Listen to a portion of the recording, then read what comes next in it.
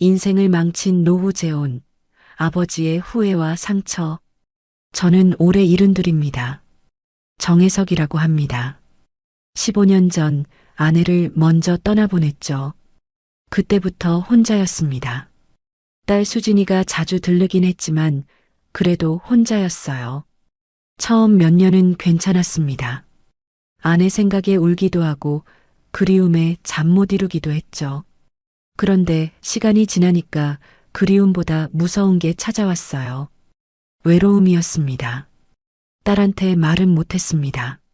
아빠 외롭다는 말이 자식한테 짐 되는 것 같아서요.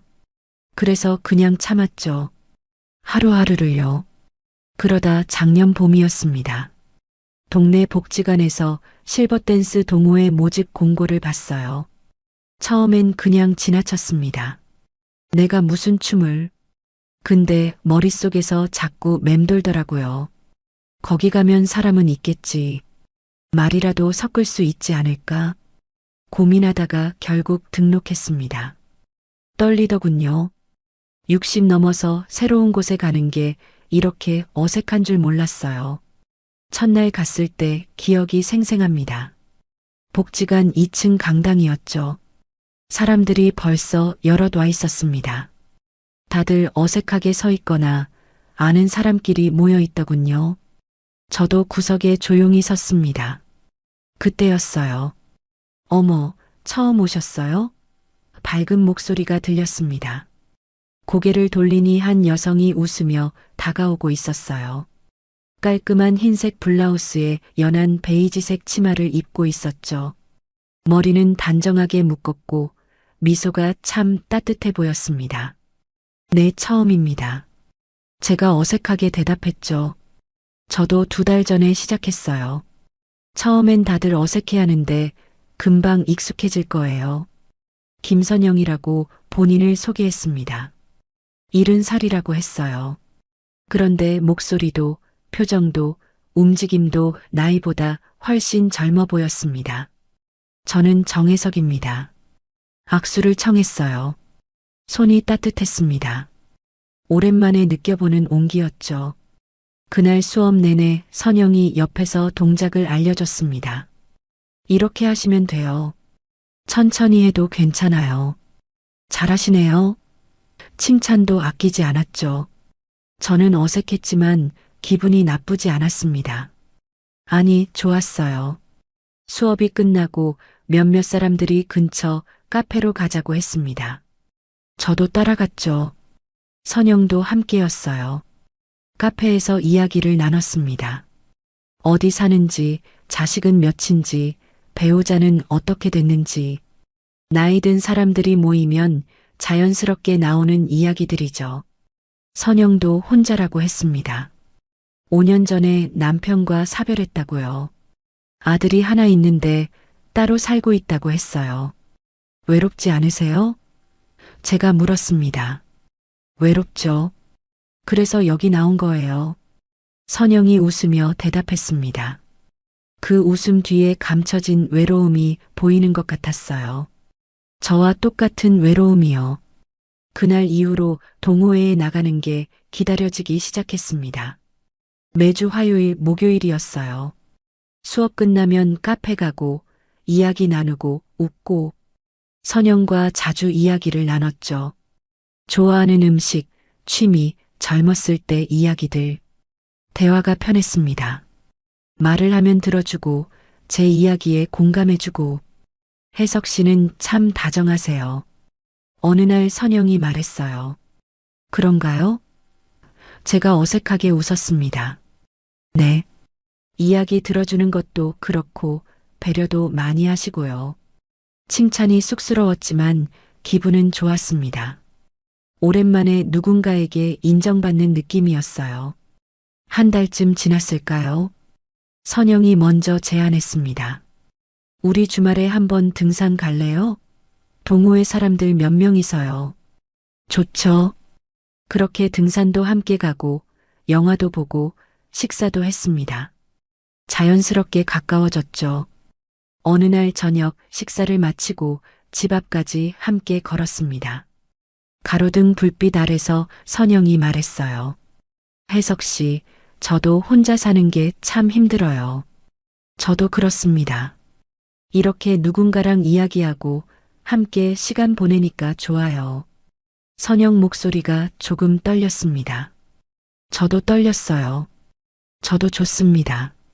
그날 밤 집에 돌아와서도 잠이 안 왔습니다. 가슴이 두근거렸어요. 이 나이에 이런 감정을 느낄 줄 몰랐죠.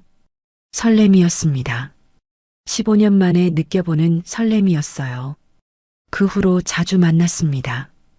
동호회 없는 날에도 만났어요. 공원 산책하고 미술관 가고 그냥 카페에서 시간 보내고 어느 날 선영이 물었습니다. 혜석 씨, 우리 이렇게 계속 만나도 될까요? 왜 안 되겠습니까? 주변에서 뭐라 하지 않을까요? 나이 들어서도 사랑하면 안 되나요? 제가 용기 내서 말했습니다. 사랑이란 단어를 입 밖으로 꺼낸 게 얼마만인지 모르겠더군요. 선영이 눈을 반짝이며 웃었습니다. 맞아요. 우리도 사랑할 자격 있죠. 그렇게 우리는 연인이 됐습니다. 일은 넘어서 다시 찾은 사랑이었어요.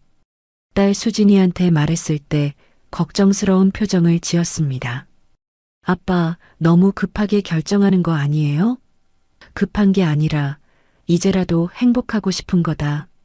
그래도 좀 더 알아보시고 수진아, 아빠 나이가 몇인데 더 기다리면 언제 행복해지겠니? 딸은 더 이상 말하지 않았습니다. 걱정스러운 눈빛은 여전했지만요. 선영과 결혼을 결심했습니다. 빠른 결정이었죠. 하지만 외로움 속에서 찾은 빛이었습니다. 남은 인생, 이제라도 사랑해보고 싶었다. 그게 제 진심이었습니다. 그때는요. 결혼식은 소박하게 치렀습니다. 가족들과 가까운 지인 몇 명만 모였죠. 선영과 함께 새로운 집을 구했어요. 작은 아파트였지만 둘이 살기엔 충분했습니다. 짐을 풀면서 생각했죠. 이제 정말 새로운 시작이구나. 가슴이 설렜습니다. 15년 만에 다시 누군가와 함께 살게 된다는 게 믿기지 않았어요. 첫날 밤이었습니다. 저는 평소처럼 11시쯤 잠자리에 들려고 했어요. 일을 닫고 나오니까 선영이 거실에서 TV를 보고 있었습니다. 먼저 들어가 있을게요. 제가 말했죠. 선영이 고개를 돌리며 말했습니다. 벌써요? 아직 11시밖에 안 됐는데. 저는 보통 이 시간에 자거든요. 그래요? 저는 보통 1시쯤 자는데. 약간 어색한 침묵이 흘렀어요. 그럼 먼저 들어가 계세요. 저는 좀 더 볼게요. 선영이 다시 TV로 시선을 돌렸습니다. 방에 누웠지만 잠이 오지 않았어요. 거실에서 TV 소리가 들렸습니다. 문을 닫아도 소리가 새어 들어왔죠. 생각했습니다. 첫날이니까 그럴 수 있지. 조금 있으면 끄겠지. 하지만 시간이 지나도 소리는 계속됐어요. 12시, 1시. 결국 잠이 들지 못하고 뒤척이다가 새벽 2시쯤 돼서야 잠들었습니다. 선영이 방에 들어온 소리를 희미하게 들었던 것 같아요. 다음 날 아침이었습니다. 눈을 뜨니 7시였어요. 몸이 무거웠죠. 제대로 못 잔 탓이었습니다. 거실로 나가니 선영이 벌써 아침 준비를 하고 있었어요. 일어났어요? 아침 거의 다 됐어요. 밥상이 차려져 있었습니다. 국, 반찬, 밥. 정갈했어요. 이렇게 일찍 일어나서 준비했어요? 저는 원래 6시에 일어나요. 아침은 꼭 먹어야 건강하니까. 고마웠습니다. 하지만 뭔가 조금 부담스럽기도 했어요. 밥을 먹는데 선영이 말했습니다. 혜석 씨, 밥은 천천히 드세요. 너무 빨리 먹으면 소화 안 돼요. 저는 원래 빨리 먹는 편이었어요. 평생을 그렇게 살았죠. 아, 네. 알겠습니다. 의식적으로 천천히 먹으려고 했어요. 하지만 습관이란 게 쉽게 안 바뀌더군요. 또 빨리 드시네요. 건강 생각해서라도 천천히 드세요. 선영이 다시 말했습니다. 저는 더 천천히 먹으려고 했어요. 밥 한 숟가락을 입에 넣고 오래 씹었습니다. 뭔가 이상한 기분이었어요. 제 집에서 밥 먹는데 편하지가 않았습니다. 며칠이 지났습니다. 저는 아침에 커피를 마시는 게 습관이었어요. 인스턴트 커피였죠. 간단하게 물만 부으면 되니까요. 그런데 어느 날 선영이 말했습니다. 인스턴트 커피는 몸에 안 좋아요. 제가 원두 커피 내려드릴게요. 아니에요. 이게 편해서요. 건강 생각하면 원두가 낫죠. 제가 해드릴게요. 그날부터 선영이 아침마다 원두 커피를 내려줬습니다. 맛은 좋았어요. 하지만 뭔가 제 선택이 아니라는 느낌이 들었죠. TV 채널도 문제였습니다. 저는 저녁마다 뉴스를 봤어요. 평생을 그렇게 살았습니다. 그런데 선영은 드라마를 좋아했어요. 오늘 드라마 봐도 돼요? 어제 못 봐서요. 네, 그러세요. 처음엔 괜찮았습니다. 하루 이틀은 양보할 수 있었죠. 그런데 매일 계속됐어요. 제가 뉴스를 보려고 하면 선영이 말했습니다. 오늘도 드라마 있는데 뉴스는 나중에 다시 보기로 보면 안 돼요? 아, 네. 그러죠. 결국 뉴스는 못 봤습니다. 다시 보기로 본다는 건 결국 안 본다는 뜻이었으니까요. 음악도 그랬습니다. 저는 트로트를 좋아했어요. 청소할 때, 요리할 때, 그냥 집에 있을 때 틀어놓곤 했죠. 기분이 좋아졌습니다. 그런데 선영이 말했어요. 트로트는 너무 시끄러워요. 클래식 들어요. 집안 분위기도 좋아지고. 저는 트로트가 좋은데요. 나이 들수록 차분한 게 좋아요. 클래식이 훨씬 품이 있죠. 결국 집에서 트로트는 사라졌습니다. 대신 클래식이 흘러나왔어요. 물론 나쁘지 않았습니다. 하지만 제가 원한 건 아니었죠. 냉장고 정리도 문제였습니다. 저는 물건을 대충 넣어두는 편이었어요. 편한 대로요. 그런데 선영은 모든 게 제자리에 있어야 한다고 했습니다. 반찬은 이쪽, 음료는 저쪽, 과일은 맨 아래. 처음엔 따라했어요. 하지만 가끔 깜빡하고 다른 곳에 넣으면 선영이 바로 고쳤습니다. 이건 여기 있어야죠. 질서가 있어야 관리가 되죠. 저는 그냥 내라고만 대답했습니다. 설거지하는 방법도 정해져 있었어요. 접시는 먼저 물로 헹구고 그 다음 세제 묻혀서 닦고 다시 헹궈야 해요. 저는 그냥 세제 묻혀서 바로 닦는데요. 그럼 세제가 덜 빠져요. 이렇게 해야 깨끗해요. 저는 60년 넘게 제 방식대로 설거지했습니다. 문제 없었어요. 하지만 이제는 선영의 방식대로 해야 했죠. 한 달쯤 지났을 때였습니다. 친구 한 명이 전화를 했어요. 혜서가 오랜만에 소주 한 잔 어때? 좋지. 저는 오랜만에 기분이 좋아졌습니다. 선영에게 말했죠. 오늘 저녁에 친구 만나고 올게요. 선영 표정이 굳었습니다. 갑자기요? 저녁 준비했는데. 아, 미안해요. 오랜만에 친구가 연락해서요. 그럼 미리 말하지 그랬어요. 음식 다 준비했잖아요. 정말 미안합니다. 내일은 꼭 같이 먹을게요. 선영은 더 이상 말하지 않았어요. 하지만 표정이 좋지 않았습니다. 친구를 만났지만 마음이 편하지 않았어요. 계속 선영표이 떠올랐습니다. 친구가 물었죠. 야, 무슨 일 있어? 표정이 안 좋네. 아니야, 아무것도 아니야. 소주를 마셨지만 맛이 없었어요. 일찍 자리를 파하고 집에 돌아왔습니다. 선영은 이미 방에 들어가 있었어요. 문이 닫혀 있었죠. 저는 조용히 거실에 앉아 있었습니다. 뭔가 잘못한 것 같은 기분이 들었어요. 다음 날 아침 선영은 평소처럼 밥을 차려줬습니다. 하지만 말이 없었어요. 어제는 미안했어요. 제가 먼저 사과했습니다. 괜찮아요. 앞으로 미리 말만 해요. 네, 그럴게요. 하지만 분위기는 여전히 어색했습니다. 그날 이후로 친구들 만나는 게 조심스러워졌어요. 어느 날 저녁이었습니다. 저는 거실 소파에 앉아서 쉬고 있었어요. 그냥 아무 생각 없이 멍하니 앉아 있었죠.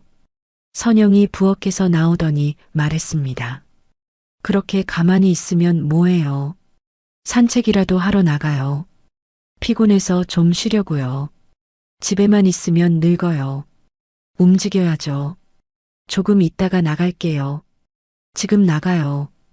해지기 전에. 결국 저는 일어났습니다. 쉬고 싶었지만 선영의 말을 거절하기가 어려웠어요. 밤에 잠자리에 누워서 생각했습니다. 내가 뭔가 잘못하고 있는 건가? 선영 말이 다 맞는 건가? 혼란스러웠어요. 선영이 하는 말들이 틀린 건 아니었습니다. 건강을 위해, 질서를 위해, 더 나은 생활을 위해 다 맞는 말이었죠. 하지만 뭔가 숨이 막혔습니다. 제 방식대로 할 수 있는 게 하나도 없었어요. 아침엔 원두커피를 마셔야 하고, 밥은 천천히 먹어야 하고, TV는 드라마를 봐야 하고, 음악은 클래식을 들어야 하고, 냉장고는 정해진 대로 정리해야 하고, 친구 만나려면 미리 허락받아야 하고, 하나하나는 작은 일이었습니다. 하지만 쌓이고 쌓이니까 무거워졌어요. 제가 사라지는 느낌이었습니다. 거울을 봤습니다. 거기 비친 제 얼굴이 낯설었어요. 저 사람이 나인가?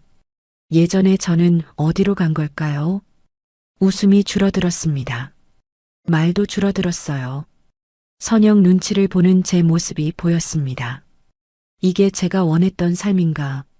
사랑하는 사람과 함께하는 게 이렇게 힘든 건가? 답을 찾을 수 없었습니다. 그저 하루하루 선영이 원하는 대로 살아갈 뿐이었죠. 제 취향은, 제 습관은, 제 자유는 조금씩 사라지고 있었습니다. 그리고 저는 그걸 막을 수 없었어요. 결혼한 지 2달쯤 지났을 때였습니다. 딸 수진이가 전화를 했어요. 아빠, 이번 주말에 준호 데리고 갈게요. 아빠 얼굴 보고 싶대요.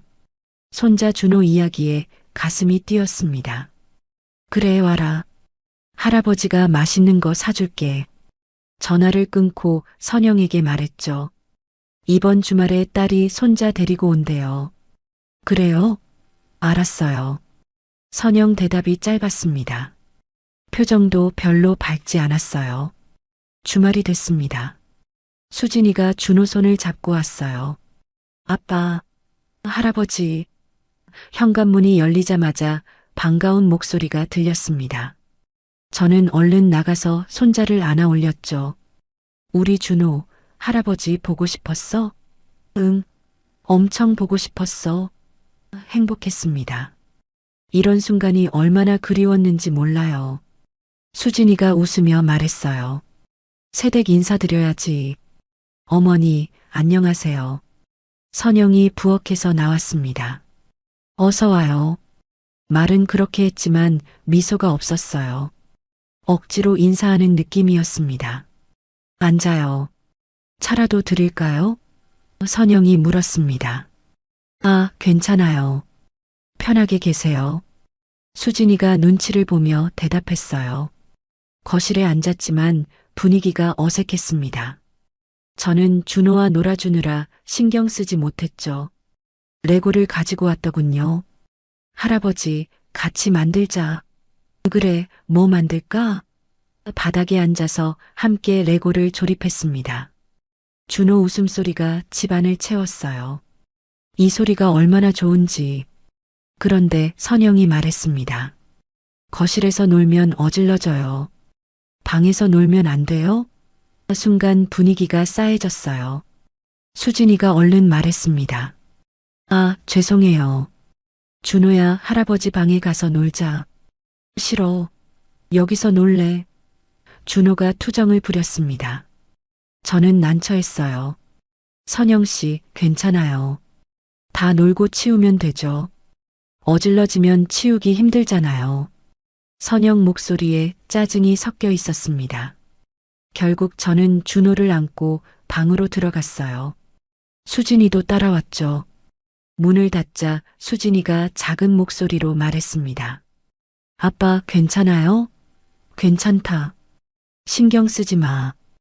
하지만 마음은 괜찮지 않았습니다. 점심시간이 됐습니다. 선영이 간단하게 음식을 차렸어요. 국과 반찬 몇 가지. 평소보다 성의가 없어 보였습니다. 수진이가 말했어요. 잘 먹겠습니다. 별거 없어요. 선영이 무표정하게 대답했죠. 식사하는 내내 대화가 없었습니다. 준호만 밥을 먹으면서 이것저것 이야기했어요. 할아버지, 나 요즘 태권도 배워. 그래? 우리 준호 멋있겠네. 저는 최대한 밝게 대답했습니다. 하지만 선영은 무관심했어요. 준호를 쳐다보지도 않았습니다. 식사가 끝나고 수진이가 설거지를 하려고 했어요. 제가 할게요. 아니에요, 제가 할게요. 선영이 막았습니다. 투가 차갑게 느껴졌어요. 수진이는 더 이상 말하지 않았죠. 거실로 나와서 저한테 조용히 물었습니다. 아빠, 새어머니가 저 싫어하시나 봐요.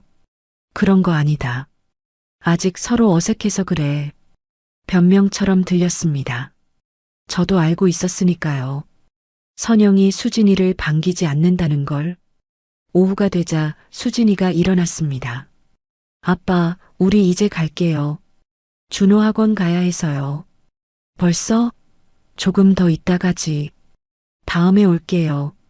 수진이 표정이 어두웠어요. 준호를 데리고 나가는 뒷모습이 쓸쓸해 보였습니다. 저는 현관까지 배웅했죠. 수진아, 자주 와. 네, 아빠. 건강하세요. 문이 닫혔습니다. 저는 한참 동안 그 자리에 서 있었어요. 가슴이 답답했습니다. 일주일 후였습니다. 선영 아들 민호가 온다고 했어요. 오늘 민호가 저녁 먹으러 와요. 그래요? 알겠습니다. 저는 별 생각 없이 대답했죠. 그런데 선영 태도가 달랐습니다. 아침부터 분주하게 움직였어요. 청소하고 장 보러 가고 음식 준비하고. 뭐 도와드릴까요? 아니에요, 괜찮아요. 앉아 계세요. 선영 얼굴에 미소가 가득했습니다. 수진이가 왔을 때와는 완전히 다른 모습이었어요. 저녁 시간에 민호가 왔습니다. 어머니, 우리 아들 왔네. 선영이 환하게 웃으며 맞았어요. 포옹까지 했습니다. 아버지, 안녕하세요. 민호가 저한테 인사했죠. 어서 와. 저는 어색하게 대답했습니다. 민호는 잘생긴 편이었어요. 말도 부드럽게 잘했죠. 하지만 눈빛이 차가워 보였습니다. 식탁에 음식이 가득했습니다. 갈비찜, 잡채, 전, 탕. 수진이가 왔을 때와는 비교도 안 됐어요. 어머니, 이 많은 걸 언제 다 준비하셨어요? 우리 아들 먹는 거 봐야지. 많이 먹어. 선영이 민호 그릇에 반찬을 계속 올려줬습니다. 저는 그 모습을 가만히 지켜봤어요. 뭔가 이상한 기분이 들었습니다. 민호는 밥을 먹으면서 이런저런 이야기를 했어요. 회사 일, 친구들 이야기, 요즘 하는 일들. 선영은 눈을 반짝이며 들었습니다. 역시 우리 아들은 똑똑해. 어머니, 별거 아니에요. 민호가 겸손한 척했지만 우쭐한 표정이었어요. 저는 대화에 끼지 못했습니다. 그냥 밥만 먹었어요. 가끔 민호가 저한테 말을 걸긴 했죠. 아버지는 요즘 어떠세요? 나는 뭐 그냥 그렇지. 건강 잘 챙기세요. 그래, 고맙다. 형식적인 대화였습니다. 진심이 담기지 않은 말들이었어요. 식사가 끝나고 민호가 말했습니다. 어머니, 제가 설거지 할게요. 아니야, 괜찮아.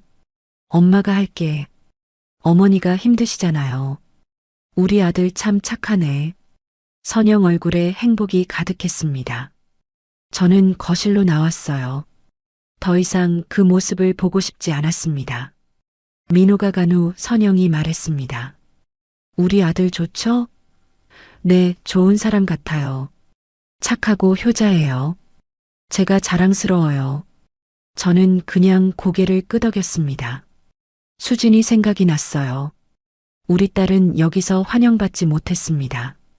손자 준호도 마찬가지였죠.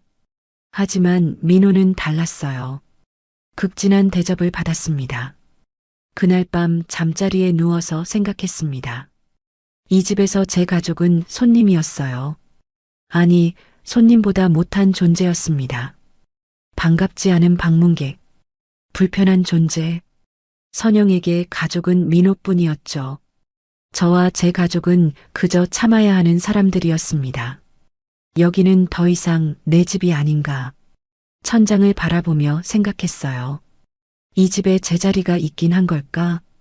제 딸과 손자가 편하게 올 수 있는 곳일까? 대답은 명확했습니다. 아니었어요. 이곳은 선영의 집이었고 선영 아들의 집이었습니다. 저는 그저 같이 사는 사람일 뿐이었죠. 가슴이 먹먹했습니다. 결혼하면서 통장을 합쳤습니다. 선영이 제안했어요. 우리 이제 가족인데 통장 하나로 쓰는 게 편하지 않을까요? 그게 좋겠네요. 저는 별 생각 없이 동의했죠. 제 연금이 들어오는 통장을 공동 명의로 바꿨습니다. 선영도 본인 통장을 보태줬어요. 이제 우리 거예요. 함께 쓰는 거예요. 그때는 당연하다고 생각했습니다. 부부니까요. 석 달쯤 지났을까요? 은행 앱으로 잔액을 확인하다가 이상한 걸 발견했습니다. 출금 내역이 여러 개 있었어요. 50만 원, 30만 원, 70만 원. 금액도 제법 됐죠. 날짜를 보니 최근 한 달 사이였습니다. 이게 뭐지? 출금 계좌를 확인했어요. 예금주 이름이 나와 있었습니다. 민호, 선영 아들이었죠. 손이 떨렸습니다. 거실로 나갔어요. 선영이 TV를 보고 있었습니다. 선영 씨, 잠깐 물어볼 게 있는데요. 네, 뭔데요? 통장 확인했는데 민호 씨한테 돈이 여러 번 나갔더라고요. 선영 표정이 굳었습니다. 아, 그거요.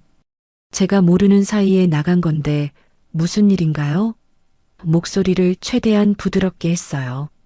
따지는 게 아니라 궁금해서 묻는 거라고 표현하려고 했죠. 민호가 사업 자금이 좀 필요하대서요. 사업 자금이요? 네. 요즘 힘들다고 해서 도와준 거예요. 그럼 제게 먼저 말을 했어야 하는 거 아닌가요? 제가 조심스럽게 말했습니다. 선영 얼굴이 일그러졌어요. 가족끼리 돕는 건 당연하잖아요. 당연한 건 알겠는데 그래도 제 돈도 들어있으니까. 제 돈도 있어요. 공동 명의잖아요. 그렇긴 한데 금액이 작지 않아서요. 제가 말끝을 흐렸습니다. 선영이 버럭 소리를 높였어요. 그럼 가족이 힘들 때 외면하라는 거예요? 그게 아니라 상의를 하고 했으면 좋았을 것 같아서. 상의요? 그럼 혜석 씨는 동의 안 했을 거잖아요. 아니, 그게 결국 안 도와주겠다는 거잖아요. 선영 목소리가 날카로워졌습니다. 저는 할 말을 잃었어요. 뭐라고 해야 할지 몰랐습니다. 우리 민호가 얼마나 힘들게 사는데 어머니로서 당연히 도와줘야죠. 알겠습니다. 다음부턴 미리 말해주세요. 결국 제가 물러섰습니다. 더 이상 말하면 싸움만 커질 것 같았어요. 선영은 방으로 들어가 버렸죠. 저는 거실에 혼자 남았습니다. 답답했어요. 제 연금인데 제가 모르는 사이에 쓰이고 있었습니다. 그것도 선영 아들한테요. 며칠 후였습니다. 수진이한테 전화가 왔어요. 아빠, 요즘 어때요? 응, 잘 지내지. 준호가 미술학원 다니고 싶대요. 근데 비용이 좀 돼서요. 수진이 목소리가 조심스러웠습니다. 그래, 얼마나 드는데? 한 달에 20만 원이요. 제가 감당할 수 있는데 그래도 아빠한테 말씀드리는 게 맞을 것 같아서요. 저는 가슴이 뭉클했어요. 딸이 이렇게 조심스럽게 말하다니. 알았다. 아빠가 보내줄게. 괜찮아요, 아빠. 제가 할게요. 손자 학원비쯤이야. 걱정 마. 전화를 끊고 통장을 확인했습니다. 20만 원을 보내려고 했죠. 그런데 주저됐어요. 선영이 알면 뭐라고 할까? 민호한테는 수백만 원을 보내면서 제 손자한테는 20만 원도 눈치 봐야 하나? 화가 났습니다. 하지만 어쩔 수 없었어요. 선영이 외출한 틈에 조용히 송금했습니다. 마치 나쁜 짓이라도 하는 것처럼요. 제 돈을 제 딸한테 보내는 게 왜 이렇게 조심스러워야 하는지 한심했습니다. 저 자신이요. 일주일 후 선영이 물었어요. 20만 원 어디 쓰셨어요? 통장을 확인했나 봅니다. 수진이한테 보냈어요. 준호 학원비요. 선영 표정이 차갑게 변했습니다. 왜 제게 말도 안 하고요? 말하면 안 된다고 하실 것 같아서요. 솔직하게 대답했죠. 당연히 안 되죠. 민호 도와줄 돈도 모자란데. 민호 씨는 이미 많이 드렸잖아요. 많이요? 그것도 모자라요. 사업이 힘들다니까요. 그럼 제 손자는 어떻게 하라고요? 제 목소리가 커졌습니다. 그건 수진이가 알아서 할 일이죠. 엄마잖아요. 저도 할아버지예요. 자꾸 따지면 못 살아요. 우리 이혼할래요? 선영이 폭탄 발언을 했습니다. 저는 입을 다물었어요. 이혼. 그 말이 두려웠습니다. 또 혼자가 되는 게 무서웠어요. 알겠습니다. 앞으론 말씀드릴게요. 고개를 숙였습니다. 선영은 더 이상 말하지 않고 방으로 들어갔어요. 그날 밤 수진이한테 전화가 왔습니다. 아빠, 돈 보내주셔서 감사해요. 근데 괜찮으세요? 응, 괜찮다. 아빠 목소리가 이상해요. 무슨 일 있어요? 아무것도 아니다. 걱정 마. 아빠, 새어머니랑 사이가 안 좋으세요? 딸은 눈치가 빨랐습니다. 그런 거 아니다. 아빠, 솔직히 말해주세요. 제가 걱정돼요. 저는 한숨을 쉬었어요. 수진아, 아빠는 괜찮다. 아빠, 아빠답지 않아요. 수진이 목소리가 떨렸습니다. 뭐가? 예전 아빠는 당당했어요. 근데 지금은 눈치 보고 힘없어 보이고 그게 아빠 같지 않아요. 가슴이 찔렸습니다. 딸 말이 맞았으니까요. 미안하다. 왜 사과해요? 아빠 잘못이 아닌데. 아빠가 약해서 그래. 아빠 행복하세요? 그 결혼 생활이? 수진이가 울먹이며 물었습니다. 대답할 수가 없었어요. 행복하냐고요? 아니었습니다. 전혀요. 수진아, 걱정하지 마. 아빠가 알아서 할게. 아빠 힘들면 언제든 말해요. 제가 데리러 갈게요. 고맙다. 우리 딸. 전화를 끊었습니다. 눈물이 났어요. 딸이 저를 걱정하고 있었습니다. 제가 딸을 지켜줘야 하는데 딸이 저를 걱정하고 있었어요. 아버지로서 자격이 있나 싶었습니다. 통장을 다시 확인했어요. 민호 이름이 계속 보였습니다. 제 연금은 민호한테 흘러갔죠. 정작 제 딸과 손자한테는 20만 원도 눈치 봐야 했습니다. 이게 맞나? 이게 가족인가? 공동 명의가 뭐가 좋다고. 결국 선영 마음대로 쓰는 통장이었어요. 제 의견은 없었습니다. 제 가족은 더더욱 없었죠. 거울을 봤습니다. 초라한 노인이 보였어요. 당당했던 아버지는 어디 갔을까요? 눈치 보는 남편만 남았습니다. 제 돈도 제 마음대로 못 쓰는 사람이요. 한심했습니다. 이 모든 게요. 설날이 다가왔습니다. 선영이 말했어요. 설날에는 온 가족이 모여야죠. 민호도 오고 혜석 씨 딸도 오라고 하세요. 그럴까요? 저는 조심스러웠습니다. 지난번 일들이 있었으니까요. 명절인데 당연하죠. 다 같이 모여야 해요. 선영은 단호했어요. 저는 수진이한테 연락했습니다. 설날에 올 수 있겠니? 아빠 괜찮을까요? 새어머니가 괜찮다. 어서 와. 준호도 데리고. 수진이는 망설이다가 대답했어요. 알겠어요, 아빠. 설날 아침이었습니다. 선영은 이른 아침부터 부산하게 움직였어요. 전날부터 음식을 준비했죠. 전도 부치고 나물도 무치고 탕도 끓이고 저도 도왔습니다. 하지만 선영 눈에는 모든 게 마음에 안 드는 것 같았어요. 그렇게 하면 안 돼요. 이렇게 해야죠. 판은 더 작게 써세요. 불 조절 잘하세요. 계속 지적받으니 더 실수가 나왔습니다. 괜찮아요. 제가 할게요. 혜석 씨는 거실 정리해요. 결국 저는 밀려났어요. 점심때쯤 민호가 왔습니다. 아내와 6살 딸 예린이를 데리고 왔죠. 어머니, 우리 아들 왔네. 예린이도. 선영이 환하게 웃으며 안았습니다. 할머니, 예린이가 깔깔 웃었어요. 우리 예린이 보고 싶었어. 할머니가 세뱃돈 많이 줄게. 와, 고마워요, 할머니. 선영 얼굴에 행복이 가득했습니다. 민호 아내도 정중하게 인사했어요. 어머니, 새해 복 많이 받으세요. 그래요, 우리 며느리. 고생했어요. 1시간 후 수진이가 준호를 데리고 왔습니다. 새해 복 많이 받으세요. 수진이가 선영에게 인사했어요. 어서 와요. 선영 목소리가 평평했습니다. 아까 민호한테 했던 것과는 완전히 달랐죠. 할아버지, 준호가 제게 달려왔습니다. 우리 준호 새해 복 많이 받아. 저는 손자를 안아 올렸어요. 하지만 선영은 준호를 쳐다보지도 않았습니다. 거실에 다 같이 앉았습니다. 차례상을 차리고 절을 올렸어요. 예린이와 준호가 어른들께 세배를 했습니다. 새해 복 많이 받으세요. 두 아이가 함께 큰 절을 올렸죠. 선영이 세배돈을 꺼냈습니다. 우리 예린이 여기. 예린이 손에 흰 봉투를 쥐어줬어요. 두툼했습니다.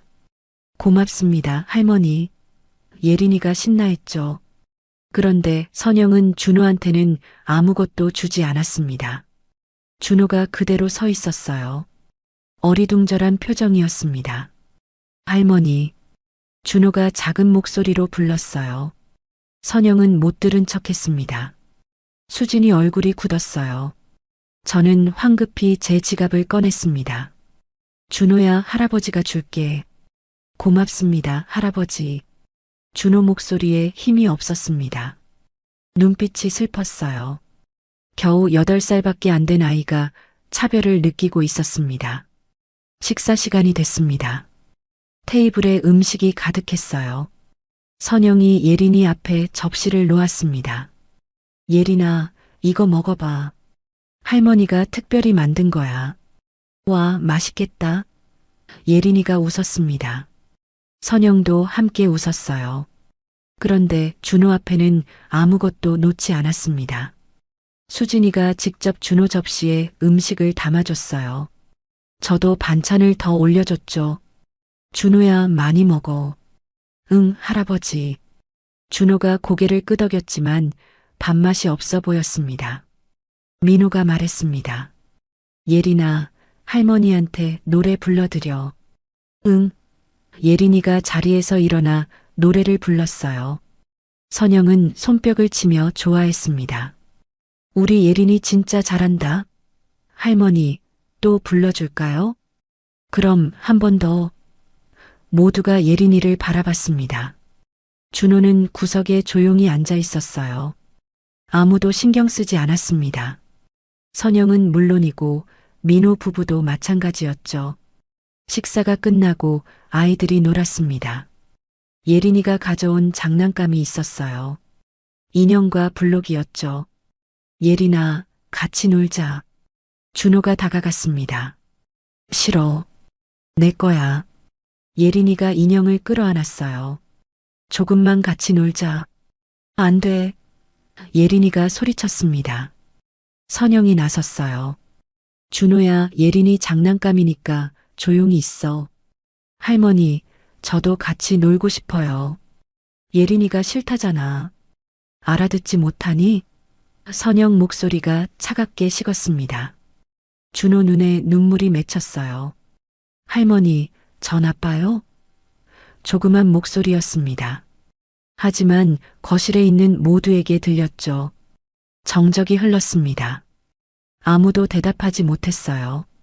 민호는 고개를 돌렸고 민호 안에는 예린이만 챙겼습니다. 선영은 모른 척했어요. 수진이 눈에서 눈물이 흘렀습니다. 준호야, 아니야. 엄마랑 집에 가자. 엄마. 준호가 울먹였어요. 제 가슴이 무너졌습니다. 손자가 상처받고 있었어요. 제가 사랑하는 손자가 이 집에서 차별받고 있었습니다. 나쁜 아이 취급을 받고 있었죠. 8살밖에 안 된 아이가 왜 이런 걸 겪어야 하나요? 준호야, 할아버지가 있잖아. 제가 준호를 안았습니다. 준호가 제 품에서 울었어요. 할아버지, 나 잘못한 거 있어? 아니다. 우리 준호 잘못한 거 하나도 없어. 그럼 왜 할머니는 나한테만 그래? 대답할 수 없었습니다. 할 말이 없었어요. 수진이가 일어났습니다. 아빠, 우리 갈게요. 수진아, 더는 못 있겠어요. 준호한테 상처만 주는 곳에. 수진이 목소리가 떨렸어요. 미안하다. 아빠가 왜 사과해요? 잘못한 건 아빠가 아닌데. 수진이가 준호 손을 잡고 일어났습니다. 새해 복 많이 받으세요. 선영에게 마지막 인사를 하고 나갔어요. 저는 현관까지 배웅했습니다. 수진아, 아빠가 정말 미안하다. 아빠, 제발 행복하세요. 이러지 말고. 수진이가 울면서 말했습니다. 문이 닫혔어요. 거실로 돌아왔습니다. 민호 가족은 여전히 웃고 떠들고 있었어요. 선영도 함께 웃고 있었죠. 마치 아무 일도 없었던 것처럼요. 저는 그 모습을 보며 깨달았습니다. 이 집에서 제 가족은 없는 존재였어요. 손자가 울어도 딸이 상처받아도 아무도 신경 쓰지 않았습니다. 오직 민호와 예린이만이 가족이었죠. 방으로 들어가 문을 닫았습니다. 창밖을 바라봤어요. 눈물이 났습니다. 내 손주가 상처받는 순간 나도 부서졌다. 할아버지로서 아무것도 지켜주지 못했습니다. 그저 안아주는 것밖에 할 수 없었어요. 이게 맞나? 이게 가족인가?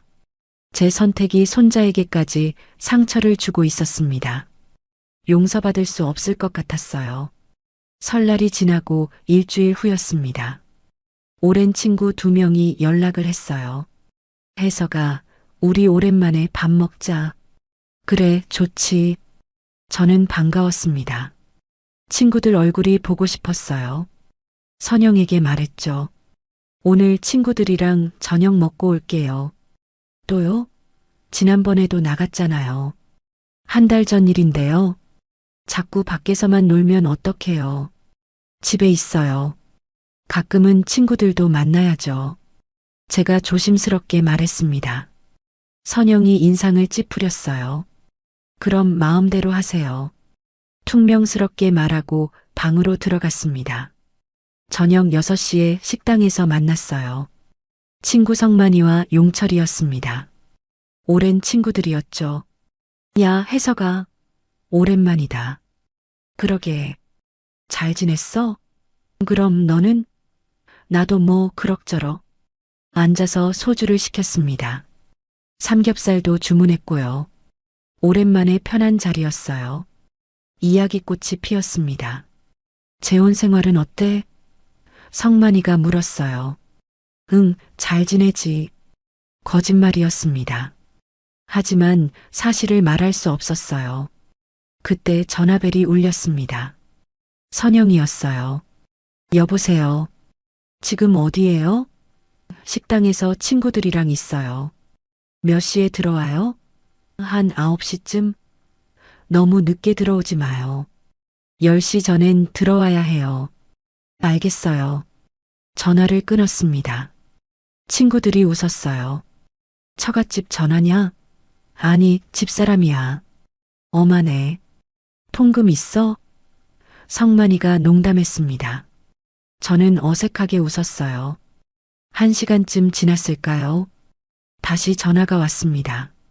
또 선영이었어요. 아직도 안 들어와요?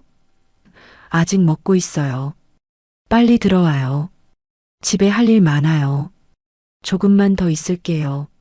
안 돼요. 지금 당장 들어와요. 목소리가 날카로웠습니다. 알겠어요. 전화를 끊었죠. 친구들 표정이 이상했어요. 혜서가 괜찮아?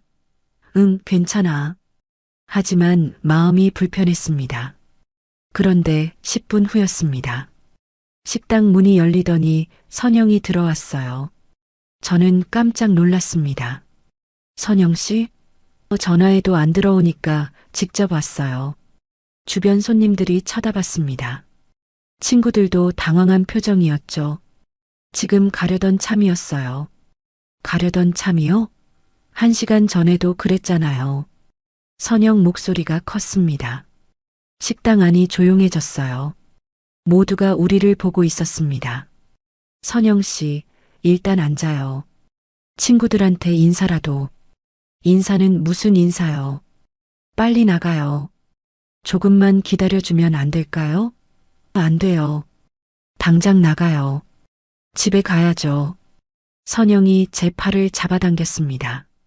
저는 얼굴이 화끈거렸어요. 친구들 앞에서 이런 꼴을 당하다니. 주변 손님들 시선이 따가웠습니다. 알겠어요. 나갈게요. 저는 일어났습니다. 친구들한테 눈인사만 하고 나왔어요. 선영을 따라서요. 밖에 나오자마자 선영이 말했습니다. 친구가 그렇게 중요해요? 집은 안 중요하고? 중요하죠. 하지만 가끔은 친구들도 만나야. 자꾸 나가면 안 돼요.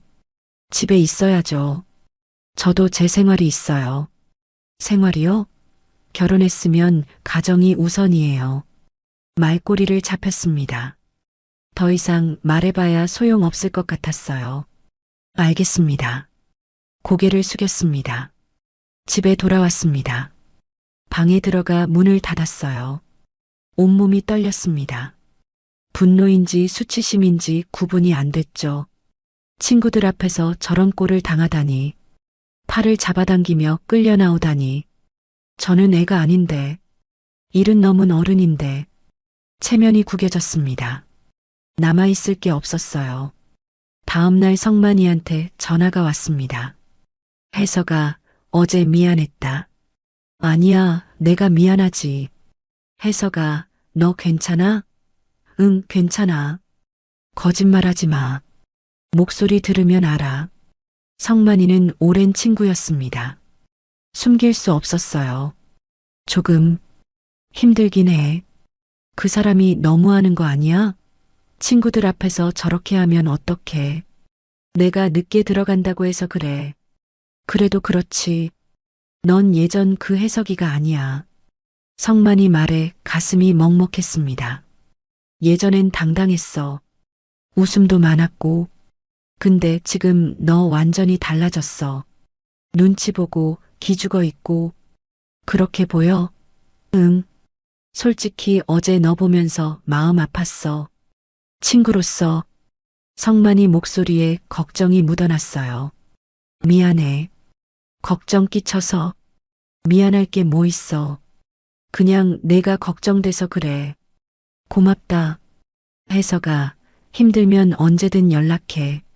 알았지? 그래, 고맙다. 전화를 끊었습니다. 눈물이 났어요. 친구마저 저를 걱정하고 있었습니다. 용철이한테도 연락이 왔습니다. 혜서가 어제 일로 미안하다. 우리가 너 불러내서. 아니야, 내 잘못 아니야. 근데 혜서가 너 정말 괜찮아? 저렇게 살면 안 되는 거 아니야? 무슨 소리야? 친구가 봐도 이상해. 너무 휘둘리는 것 같아. 내가 나이 들어서 그래. 힘이 없어. 나이 문제가 아니야. 그 사람이 너무 심한 거야. 용철이도 걱정했습니다. 알아. 근데 어쩌겠어. 이혼은 생각 안 해봤어? 이혼. 말끝을 흐렸습니다.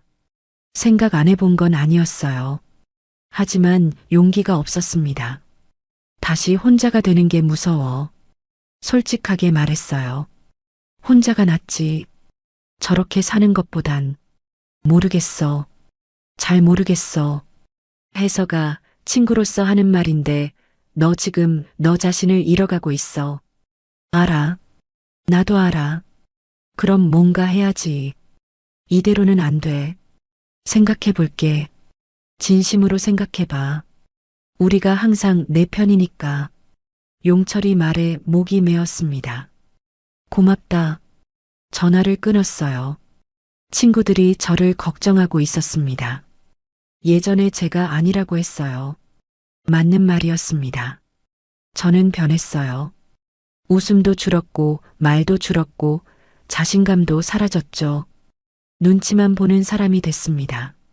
친구들 만나는 것조차 눈치 보고 밥 먹는 것도 눈치 보고 집에서 쉬는 것도 눈치 봤어요. 제 집에서요. 며칠 후 성만이가 다시 연락했습니다. 혜서가 다음 주에 또 만나자. 미안해. 당분간은 힘들 것 같아. 왜? 또 뭐래? 아니, 그냥 조금 쉬고 싶어서. 거짓말이었습니다. 선영이 뭐라고 할까봐 두려웠어요. 그래, 알았어. 연락 기다릴게. 응, 미안해. 전화를 끊었습니다. 친구들과도 멀어지고 있었어요. 제가 스스로 거리를 두고 있었습니다. 용철이도 연락이 뜸해졌습니다. 제가 자꾸 거절하니까 더 이상 연락하지 않더군요. 이해했습니다. 만날 때마다 불편한 상황만 만들었으니까요. 식당에서 끌려나가는 모습을 보여줬으니까요. 친구들도 저를 어떻게 대해야 할지 모를 거예요. 점점 혼자가 됐습니다. 딸과는 어색해졌고, 손자는 상처받았고, 친구들과는 멀어졌어요. 선영과 민호만 남았습니다. 아니, 그들조차 제 편은 아니었죠. 저는 그저 이 집에 사는 사람일 뿐이었습니다. 외로움을 피하려고 결혼했는데 더 깊은 외로움에 빠졌어요. 사람들 속에서 느끼는 외로움이 혼자 있을 때보다 더 깊었습니다. 아무도 제 편이 없었어요. 저조차도요. 한 달쯤 지났을까요? 성만이한테 전화가 왔습니다. 혜서가 너한테 할 말이 있어. 만나자. 무슨 일인데? 전화로는 곤란해. 꼭 만나야 해. 목소리가 심각했어요. 알았어. 어디서 볼까? 우리 집 근처 공원으로 와. 오늘 오후에. 그래, 갈게. 불안한 마음으로 집을 나섰습니다. 선영에게는 산책 간다고 했어요. 공원에서 성만이를 만났습니다. 혜서가 왔어. 무슨 일인데 이렇게 심각해? 성만이가 주변을 둘러보더니 벤치에 앉자고 했어요. 사실은 말이야, 내 마누라 과거를 좀 알아봤어. 뭐? 미안해. 내가 걱정돼서 알아본 거야. 성만이 표정이 무거웠습니다. 무슨 소리야? 그 사람 말이야, 이전에도 재혼한 적 있대. 그건 나도 알아. 남편 사별했다고 했잖아. 그게 아니라 사별 후에 다른 사람이랑 재혼했었대. 저는 깜짝 놀랐습니다. 그런 말은 한 번도 안 했는데 숨긴 거지. 그것뿐이 아니야. 성만이가 한숨을 쉬었어요. 그 재혼도 오래 못 갔대. 2년 만에 파탄 났어. 왜? 그 남자 딸이랑 재산 문제로 싸웠대. 심하게. 가슴이 철렁했습니다. 재산 문제? 응. 그 남자 돈을 자기 아들한테 계속 보냈대. 딸은 화가 났고 결국 소송까지 갔어. 소송? 유산 문제로. 그 남자가 죽기 전에 재산을 다 정리해버렸대. 딸한테 거의 안 남기고. 머리가 복잡했습니다. 그게 확실한 거야? 내가 직접 확인했어. 그 동네 사람한테 들었어. 다들 알고 있는 일이래. 그럼 지금 나한테도 그럴 가능성이 크지. 패턴이 똑같잖아. 성만이가 제 어깨를 잡았습니다. 혜서가 조심해야 해. 내 재산도 확인해봐. 이미 통장은 합쳤어. 뭐, 벌써? 결혼하자마자 합쳤지. 혜서가 큰일이야. 빨리 확인해봐. 집으로 돌아오는 길이 무거웠습니다. 성만이 말이 머릿속을 맴돌았어요.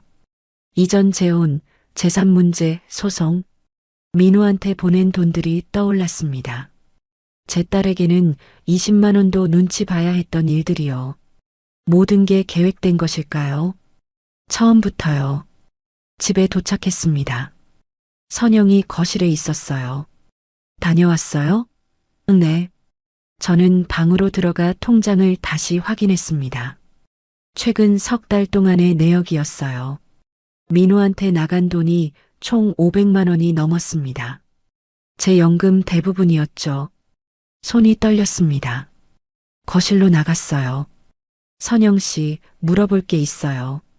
뭔데요? 이전에 재혼하신 적 있으세요? 선영 얼굴이 굳었습니다. 누가 그런 소리를 했어요? 사실이에요? 그게 뭐가 중요해요? 중요하죠. 왜 말씀 안 하셨어요? 말할 필요 없었으니까요. 선영이 퉁명스럽게 대답했습니다. 그 재혼도 재산 문제로 파탄 났다던데요. 누가 그래요? 누가 그런 헛소리를 했어요? 선영이 목소리를 높였어요. 헛소리가 아니라면요? 혜석 씨, 지금 저를 의심하는 거예요? 의심이 아니라 확인하는 거예요. 우리 통장에서 민호 씨한테 계속 돈이 나가잖아요. 그게 뭐가 어때서요? 가족 돕는 거잖아요. 제 가족은 안 되고 선영 씨 가족만 되나요? 선영이 비웃었습니다. 혜석 씨 가족이요? 그 딸이요? 왜요? 제 딸이 뭐가 문제예요? 문제 많죠. 맨날 돈만 달라고 하잖아요. 20만 원이었어요. 학원비였고요. 20만 원이든 200만 원이든 자꾸 손 벌리는 건 똑같아요. 화가 치밀어 올랐습니다. 민호 씨는 500만 원 넘게 받았어요.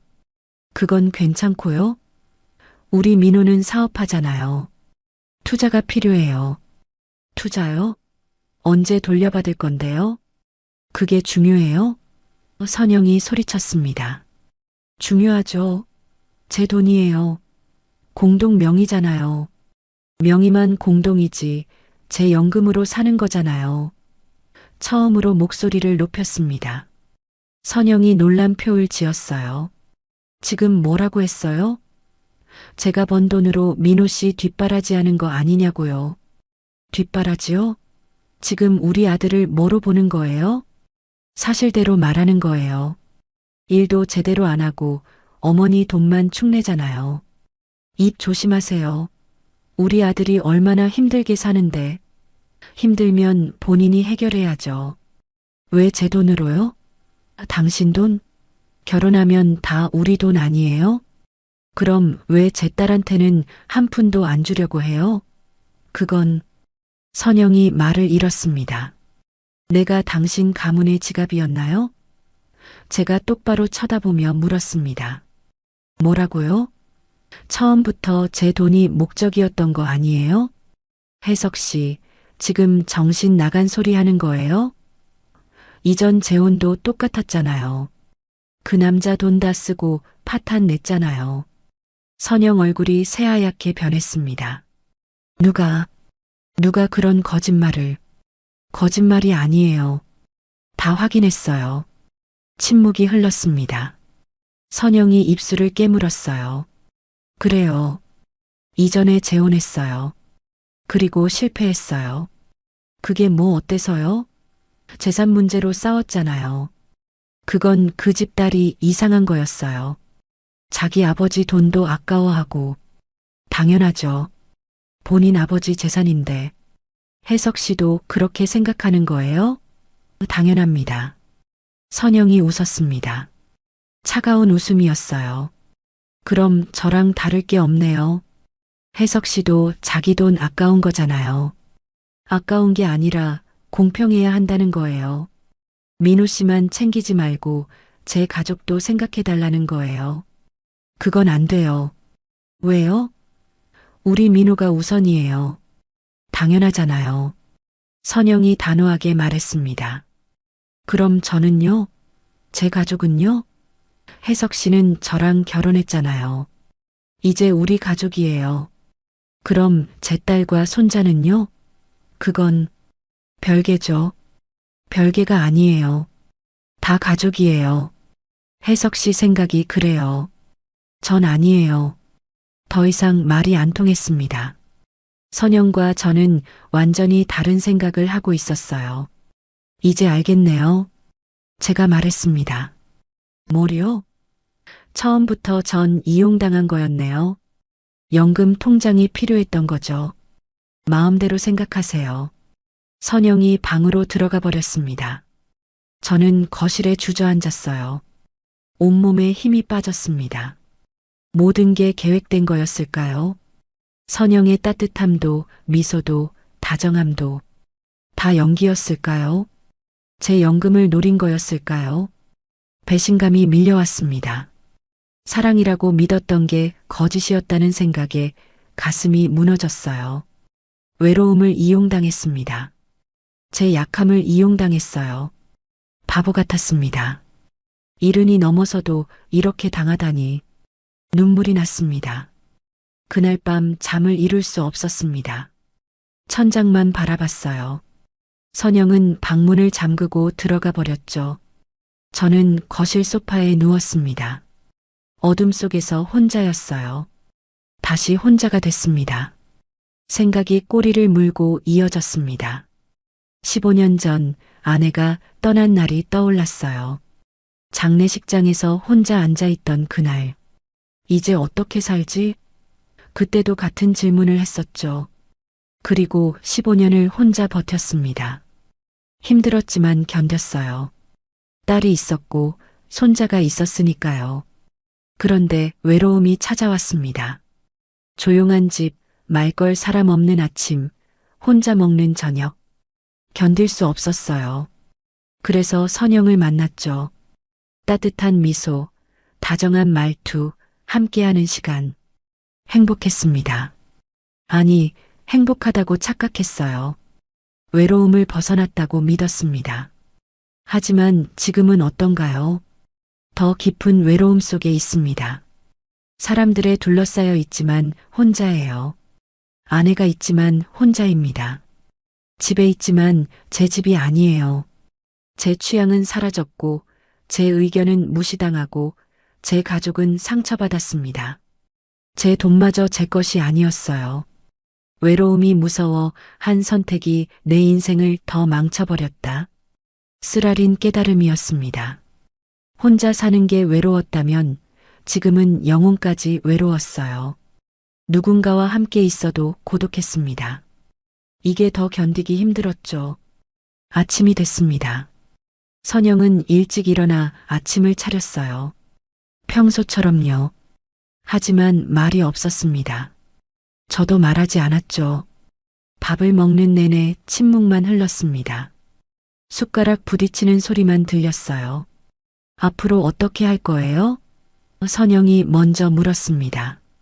무슨 말씀이세요? 이혼할 거예요, 말 거예요? 차갑게 물었어요. 저는 대답하지 못했습니다. 머릿속이 복잡했죠. 대답 없으면 그냥 사는 거로 알겠어요. 선영이 일어나서 설거지를 시작했습니다. 그냥 사는 거, 이대로 계속 사는 거, 가능할까요? 매일 눈치 보고, 민우한테 돈 주고 제 가족은 외면당하고 이렇게 살 수 있을까요? 아니, 이게 사는 건가요? 숨만 쉬는 거 아닌가요? 수진이 생각났습니다. 아빠답지 않아요. 딸의 목소리가 귓가에 맴돌았어요. 맞습니다. 저는 아버지답지 않았어요. 손자를 지키지 못했고 딸의 눈물을 닦아주지 못했습니다. 오히려 상처만 줬죠. 친구들 얼굴도 떠올랐습니다. 넌 예전 그 혜석이가 아니야. 성만이의 말이었죠. 맞습니다. 저는 변했어요. 당당했던 제가 사라졌습니다. 웃음 많던 제가 어디 갔을까요? 이제는 풀 죽은 노인만 남았어요. 거울을 봤습니다. 초라한 얼굴이 보였어요. 주름진 얼굴, 지친 눈빛, 구부정한 어깨. 이게 접니까? 72까지 살아온 제 모습이 이건가요? 한심했습니다. 그런데 문득 드는 생각이 있었어요. 다시 혼자가 되면 무서웠습니다. 또 그 외로움을 견뎌야 하나요? 아침에 혼자 일어나고, 혼자 밥 먹고, 혼자 TV 보고, 말 걸 사람도 없이요. 견딜 수 있을까요? 하지만 지금은요? 지금은 더 외롭지 않나요? 곁에 사람이 있어도 마음은 텅 비었습니다. 대화는 있어도 소통은 없었어요. 집은 있어도 쉴 곳이 없었습니다. 이게 더 고통스러웠어요. 선택의 기로에 섰습니다. 참고 살 것인가, 떠날 것인가, 외로움을 감수하고 자존심을 지킬 것인가, 자존심을 버리고 외로움을 피할 것인가, 어느 쪽도 쉽지 않았습니다. 며칠을 고민했습니다. 밤새 뒤척이고 낮에는 멍하니 앉아 있었어요. 선영은 신경 쓰지 않았습니다. 평소처럼 살았죠. 마치 아무 일도 없었던 것처럼요. 어느 날 수진이한테 전화가 왔습니다. 아빠, 괜찮으세요? 응, 괜찮다. 목소리가 이상해요. 무슨 일 있어요? 수진아, 아빠가 물어볼 게 있다. 네, 말씀하세요. 만약에 말이다. 아빠가 이혼하면 어떻게 생각하니? 전화 너머로 침묵이 흘렀습니다. 아빠 결정하신 거예요? 아니, 아직 모르겠다. 그래서 내 생각을 듣고 싶어서. 아빠, 전 아빠가 행복하길 바래요. 그게 전부예요. 혼자 사는 게 외롭지 않을까? 아빠, 지금도 외로우시잖아요. 딸 말이 가슴을 찔렀습니다. 그래, 외롭구나. 전 아빠 편이에요. 어떤 선택을 하시든요. 수진이 목소리에 눈물이 섞여 있었어요. 전화를 끊고 한참을 앉아 있었습니다. 딸 말이 맞았어요. 지금도 외롭습니다. 아니, 지금이 더 외로웠어요. 그럼 뭐가 두려운 걸까요? 혼자가 되는 게 아니라 실패를 인정하는 게 두려운 건 아닐까요? 72에 다시 시작한 사랑이 실패로 끝난다는 게, 주변 사람들에게 역시 안 됐구나라는 말을 듣는 게, 그게 부끄러운 거 아닐까요?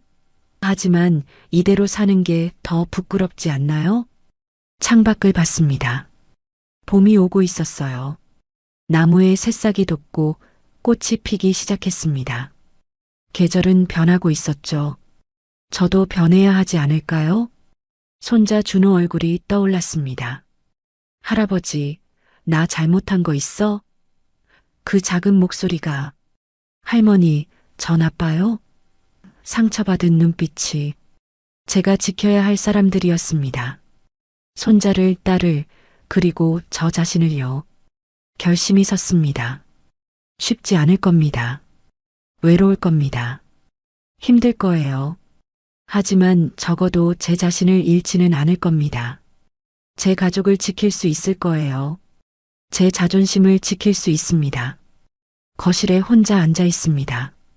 결정을 내렸지만 아직 말하지 못했어요. 용기가 필요합니다. 72의 나이에 다시 혼자가 될 용기가요. 여러분이라면 어떤 선택을 하시겠습니까? 외로워도 자유로운 삶을 택할 건가요? 아니면 불행해도 함께하는 삶을 택할 건가요? 저는 선택했습니다. 제 답을요. 이제 여러분 차례입니다. 차례입니다. 차례입니다. 차례입니다.